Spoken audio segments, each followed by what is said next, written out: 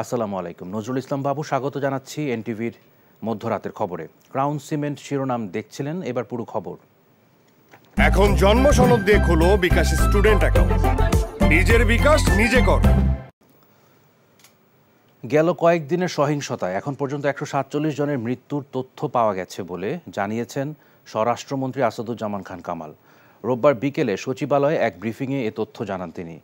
আর গোয়েন্দা সংস্থার সুনির্দিষ্ট তথ্য এবং ভিডিও ফুটেজ দেখেই গ্রেফতার করা হচ্ছে, কোনো মানবাধিকার লঙ্ঘন হচ্ছে না বলেও এক প্রশ্নের জবাবে জানান মন্ত্রী।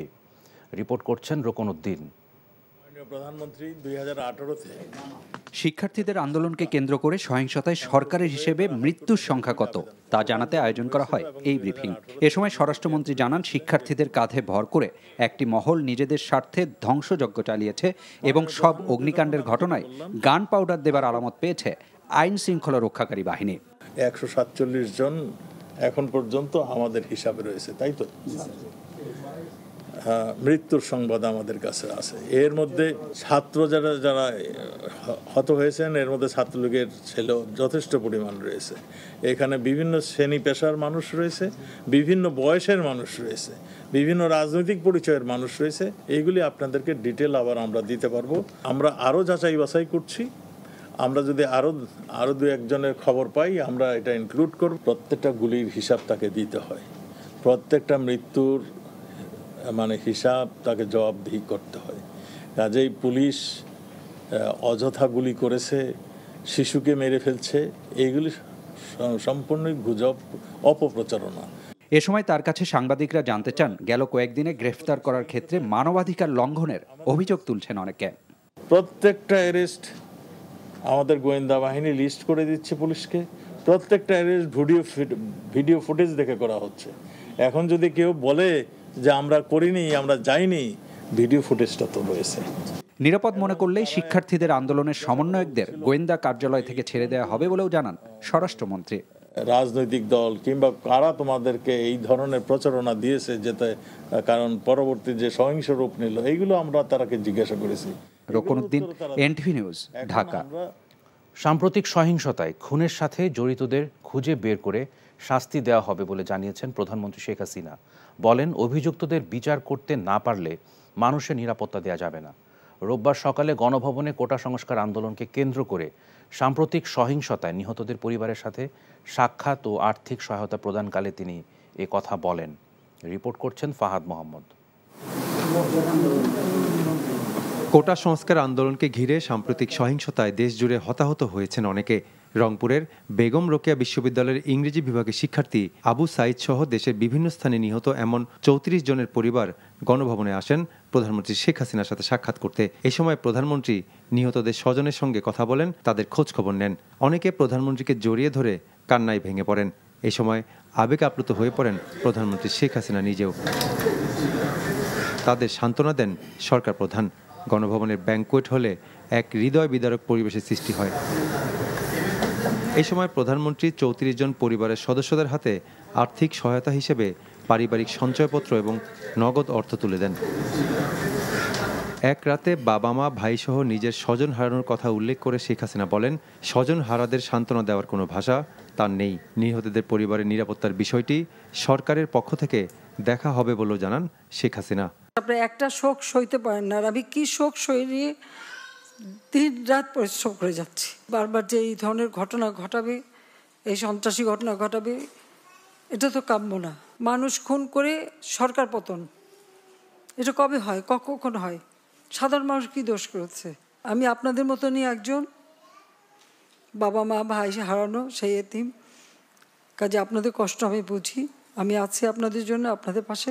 কোটা আন্দোলনের উপর ভর করে বিএনপি জামাত মানুষ খুন করে সরকার পতনের সুযোগ খুঁজছিল অভিযোগ করে প্রধানমন্ত্রী বলেন, এসব হত্যাকাণ্ডে যারা জড়িত তাদের সবাইকে খুঁজে বের করে বিচার করা হবে। আমার চেষ্টা থাকবে যারা এই খুনের সঙ্গে জড়িত খুঁজে বের করে তারা অবশ্যই যেন শাস্তি পায়, সেটাই আমার প্রচেষ্টা থাকবে, সেটাই আমি করবো। আপনাদেরও সাহায্য চাই, কারণ আপনাদের কাছেও সাহায্য, যদি আপনারা কিছু জানেন আমাদের জানাবেন। কারণ এইভাবে বারবার বাংলাদেশটাকে নিয়ে খেলা, এটা আর হতে দেওয়া যায় না। এদের হাত থেকে আমাদের দেশটা যেন রেহাই পায়। শুধু আমি এইটুকু বলতে পারি যে আমি আপনাদের সাথে আছি, পাশে আছি। নিহত পরিবারের সদস্যদের সব ধরনের সহযোগিতার আশ্বাস দেন প্রধানমন্ত্রী শেখ হাসিনা। আপনাদের চোখের পানি দেখতে হচ্ছে, এটাই সবচেয়ে কষ্ট। Fahad Mohammad, NTV news, Dhaka. BNP Jamaat গণ অভ্যুত্থান ঘটিয়ে 19 জুলাই রাতে গণভবন দখলের পরিকল্পনা করেছিল বলে অভিযোগ করেছেন আওয়ামী লীগের সাধারণ সম্পাদক ওবায়দুল কাদের। রোববার দুপুরে রাজধানীর তেজগাঁওয়ে গরিব দুস্থদের মাঝে খাদ্য বিতরণ অনুষ্ঠানে এই অভিযোগ করেন তিনি। কোটা আন্দোলন ও সহিংসতার ঘটনার সাথে নোবেলজয়ী ডক্টর মোহাম্মদ ইউনূস সহ দেশ বিদেশ থেকে অন্যান্য বিবৃতিদাতাদের কোনো সংযোগ আছে কিনা তাও ভেবে দেখা দরকার বলে জানান ওবায়দুল কাদের। আর ডক্টর ইউনূস দেশের কোনো সংকট বা দুর্যোগে মানুষের পাশে থাকে না বলেও মন্তব্য করেন আওয়ামী লীগ সাধারণ সম্পাদক। এছাড়া সাম্প্রতিক সহিংসতার ঘটনায় আওয়ামী লীগ আক্রমণকারী নয় বরং আক্রান্ত দাবি করে ওবায়দুল কাদের বলেন, মধ্যযুগীয় বর্বরতা দেখিয়েছে বিএনপি জামাত। গণ অভ্যুত্থান ঘটিয়ে শ্রীলঙ্কা স্টাইলে প্রধানমন্ত্রীর বাড়ি দখল করার টার্গেটও ওই রাতে ছিল, যদি কারফিউ জারি না হতো। এই প্ল্যান তাদের ছিল শ্রীলঙ্কা স্টাইলে প্রধানমন্ত্রীর বাড়ি আক্রমণ করা, অভ্যুত্থানের উপর রাইড করে হাওয়া ভবনের যুবরাজ ক্ষমতা দখল করবে। যতই ছলচাতুরি করুক না কেন গণদাবির মুখে সরকারকে পদত্যাগ করতেই হবে বলে মন্তব্য করেছেন বিএনপি মহাসচিব মির্জা ফখরুল ইসলাম আলমগীর। রোববার এক বিবৃতিতে তিনি বলেন, মানুষ প্রতিবাদ শুরু করেছে, এই প্রতিবাদ অব্যাহত থাকবে। রিমান্ডে বিএনপি নেতাকর্মীদের নির্যাতন করা হচ্ছে অভিযোগ করে তিনি বলেন, চোখ হাত পা বেঁধে নির্যাতন করে নেতাকর্মীদের কাছ থেকে কোটা সংস্কার আন্দোলনে সংশ্লিষ্টতার স্বীকারোক্তির চেষ্টা করা হচ্ছে। বিরোধী দলের 9,000 নেতাকর্মীকে গ্রেফতার করা হয়েছে বলে বিবৃতিতে উল্লেখ করেন মির্জা ফখরুল। অভিযোগ করেন, কারাগারেও তাদের নির্যাতন করা হচ্ছে, যা আইনের পরিপন্থী। দেশে ত্রাসের রাজত্ব কায়েম করা হয়েছে অভিযোগ করে তিনি বলেন, কোটা সংস্কার আন্দোলন নিয়ে দ্বিমুখী নীতি অবলম্বন করছে সরকার। একদিকে ছাত্রছাত্রী ও আন্দোলনকারীদের নির্যাতন করা হবে না বলা হলেও প্রতিনিয়ত গ্রেফতার করা হচ্ছে শিক্ষার্থীদের। এর থেকে বাদ পড়ছে না সাধারণ মানুষ, প্রতিবন্ধী, এমনকি চাকরিজীবীও। দিন দিন নিরীহ শিক্ষার্থীর মৃত্যুর সংখ্যা বাড়ছে উল্লেখ করে বিএনপি মহাসচিব বলেন, মৃত্যুকে ধামাচাপা দিতেই তালিকা প্রকাশ করা হচ্ছে না। এদিকে বিএনপির জাতীয় ঐক্যের আহ্বানে সংহতি প্রকাশ করেছে 12 দলীয় জোট। কোটা সংস্কার আন্দোলনের সময় সরকারি প্রতিষ্ঠানসমূহ ক্ষতিগ্রস্ত হওয়ার দায় সরকারের, এমন অভিযোগ করে দায়িত্বে থাকা ব্যক্তিবর্গের পদত্যাগের দাবি জানিয়েছেন জাতীয় পার্টির মহাসচিব মুজিবুল হক চুন্নু। রোববার রাজধানীর বনানীতে দলটির চেয়ারম্যানের কার্যালয়ে আয়োজিত যৌথ সভা শেষে ব্রিফিংয়ে তিনি কথা বলেন। চুন্নু বলেন, শিক্ষার্থীদের যৌক্তিক আন্দোলনে সর্বস্তরের মানুষ স্বতঃস্ফূর্তভাবে অংশ নেয়, কিন্তু সরকার আন্দোলন দমাতে বর্বর আচরণ করে। বৈষম্য বিরোধী ছাত্র আন্দোলনের প্রতি জাতীয় পার্টির সমর্থন অব্যাহত থাকবে বলেও জানান তিনি। প্রধানমন্ত্রী সহ কোনো সরকারের মন্ত্রীদের বাড়িঘর তো ভাঙে নাই, সেখানে তারা প্রোটেক্টেড ছিলেন। তাহলে সরকার কেপিআই, বাংলাদেশ টেলিভিশন মতো এবং বিআরটিসির যে ভবন, এরকম ইম্পর্টেন্ট প্লেস কিভাবে এইখানে গিয়ে ভাঙচুর করে, এটা সরকার তো দায়িত্ব এগুলি রক্ষা করার। সরকার কেন পারে নাই? সরকারের দুর্বলতা, সরকারি দুর্বলতার জন্য যে সমস্ত মন্ত্রণালয়ের মন্ত্রী তাদের এটা দায়িত্ব নেওয়া চলে যাওয়া উচিত।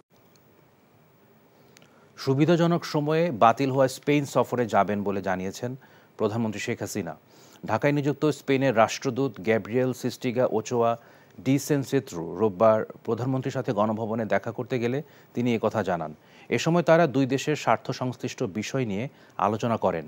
বাংলাদেশের বিভিন্ন খাতে স্প্যানিশ উদ্যোক্তাদের আরও বেশি বিনিয়োগ করার জন্য রাষ্ট্রদূতের প্রতি আহ্বান জানান প্রধানমন্ত্রী। স্পেনের প্রধানমন্ত্রী পেদ্রো সানচেস পেরেজের আমন্ত্রণে গত 21 তারিখ স্পেন সফরে যাওয়ার কথা ছিল প্রধানমন্ত্রী শেখ হাসিনার, কিন্তু দেশের বিদ্যমান পরিস্থিতির কারণে তিনি তার সেই সফর বাতিল করেন। 10 দিন পর দেশে রোববার বিকেলে 3টা থেকে চালু হয়েছে মোবাইল ফোনের 4G নেটওয়ার্ক। এর আগে সকালে বিটিআরসি ভবনে মোবাইল ফোন অপারেটরদের সাথে বৈঠক শেষে ডাক, টেলিযোগাযোগ ও তথ্য প্রযুক্তি প্রতিমন্ত্রী জুনায়েদ আহমেদ পলক 4G নেটওয়ার্ক চালুর ঘোষণা দেন। প্রতিমন্ত্রী বলেন, মোবাইলে 4G ইন্টারনেট সংযোগ চালুর পর সব অপারেটরের গ্রাহকরা 3 দিন মেয়াদের 5 GB ইন্টারনেট ডেটা বোনাস পাবেন। এছাড়া তিনি বলেন, ফেসবুক, টিকটক সহ কিছু সামাজিক যোগাযোগ মাধ্যম বাংলাদেশের আইন না মানায় ভার্চুয়াল জগতে গুজব ছড়ানো হয়েছে, যার ফলে মৃত্যুর ঘটনাও ঘটেছে। এসব ঘটনার দায় ফেসবুক এবং টিকটক এড়াতে পারে না বলেও মনে করেন তিনি। তাই আগামী 31 জুলাই এসব বিষয়ে ব্যাখ্যা দিতে প্রতিষ্ঠানগুলোকে বিটিআরসিতে তলব করা হয়েছে। 2 জন ছাত্র মারা গেছে, এই অপপ্রচার শুরু করা হলো ফেসবুকে, কিন্তু সেটাকে কোনোভাবে এটা মিস ইনফরমেশন বলে ফ্ল্যাগও দেওয়া হয়নি। তার প্রেক্ষিতে কিন্তু তার বেশ কয়েক ঘন্টা পর আরও 5 জনের মৃত্যু হয়। তাহলে আমরা বলেছি যে এই মৃত্যুর দায় কি ফেসবুক এড়াতে পারে? এই সকল উত্তর দেওয়ার জন্য আমরা 31 জুলাই আমরা এই সোশ্যাল মিডিয়া প্ল্যাটফর্মগুলোকে ঢাকায় এসে বিটিআরসিতে তাদেরকে লিখিত এবং মৌখিকভাবে জবাব এবং ব্যাখ্যা দেওয়ার জন্য আমরা অনুরোধ করেছি। কোটা আন্দোলনকে কেন্দ্র করে রাজধানীর কাফরুল থানার কাজীপাড়া মেট্রো রেল স্টেশনে নাশকতার মামলায় বিএনপির সিনিয়র যুগ্ম মহাসচিব রুহুল কবির রিজভী এবং জামাতে ইসলামের সেক্রেটারি জেনারেল মিয়া গোলাম পরওয়ার সহ 8 জনের 5 দিন করে রিমান্ড মঞ্জুর করেছে আদালত। রোববার বিকেলে শুনানি শেষে ঢাকা মেট্রোপলিটন ম্যাজিস্ট্রেট মোহাম্মদ মইনুল ইসলামের আদালত এই আদেশ দেন।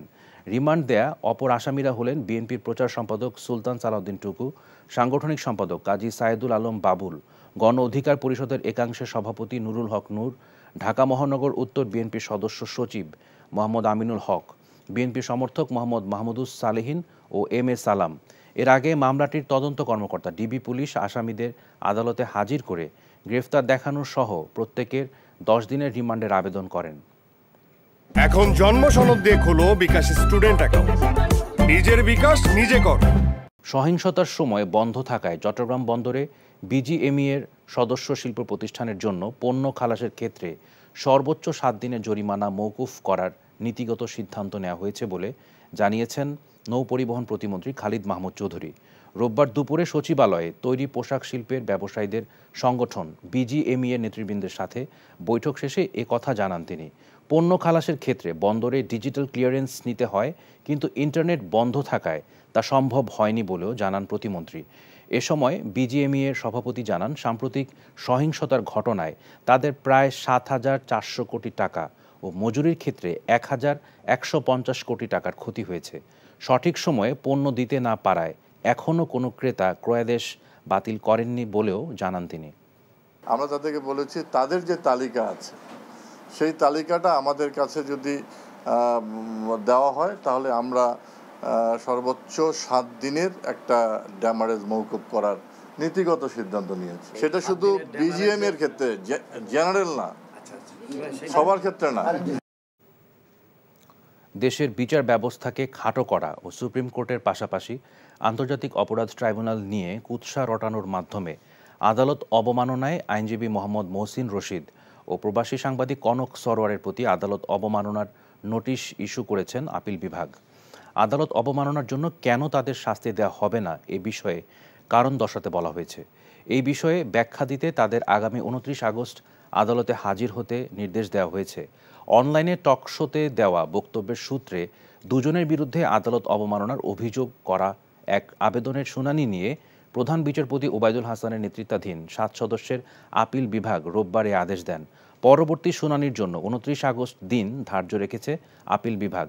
এই সময়ে আইনজীবী মহসিন রশিদকে সুপ্রিম কোর্টের উভয় বিভাগে আইন পেশা পরিচালনা করা থেকে বিরত থাকতে নির্দেশ দেওয়া হয়েছে। সৌদি আরবের জেদ্দা আল বালাদ বিএনপি সভাপতি সৈয়দ জাহাঙ্গীর আলমের বড় ছেলে মোহাম্মদ তারেকের অকাল মৃত্যুতে শোক সভা ও দোয়া মাহফিলের আয়োজন করে স্থানীয় বিএনপি। দোয়া মাহফিলে প্রধান অতিথি ছিলেন বিএনপির কার্যনির্বাহী কমিটির অন্যতম সদস্য আলহাজ আব্দুর রহমান। মোহাম্মদ শাহজাহানের সঞ্চালনায় বিশেষ অতিথি ছিলেন বাংলাদেশ ইন্টারন্যাশনাল স্কুল বাংলা কারিকুলামের অধ্যক্ষ হুমায়ুন কবির। এছাড়াও সৌদি নাগরিক আহমদ আবদুল্লাহ, বালাদ বিএনপির সাধারণ সম্পাদক আলমগীর হোসেন সুমন সহ বিএনপি ও বিভিন্ন সহযোগী সংগঠনের নেতাকর্মীরা উপস্থিত ছিলেন।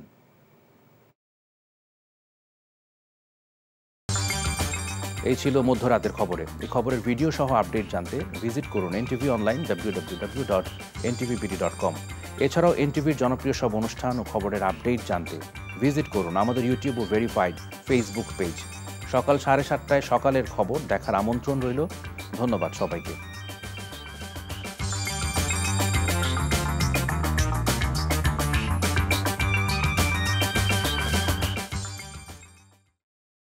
এখন জন্ম সনদ দিয়ে খোলো বিকাশ স্টুডেন্ট অ্যাকাউন্ট। নিজের বিকাশ নিজে কর।